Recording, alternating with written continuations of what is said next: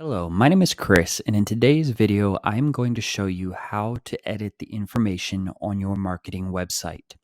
To get started, simply go up to the gear wheel icon in the upper right corner, scroll to the section titled Listing Website, and select the Domain Settings. And from here, you're going to see three tabs across the top, and this is where you're going to be able to edit all of the information for your listing website.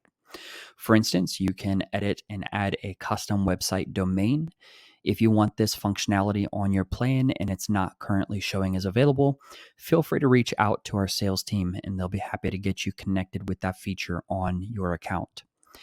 The second tab is the website layout, where you can choose a simple rentals page layout or a company website layout, which again, this is only available starting on the growth plan. You can also edit all of the information here by simply clicking into the boxes and editing the information, as well as changing the color scheme and the homepage cover photo and other photos that you want to highlight on your homepage.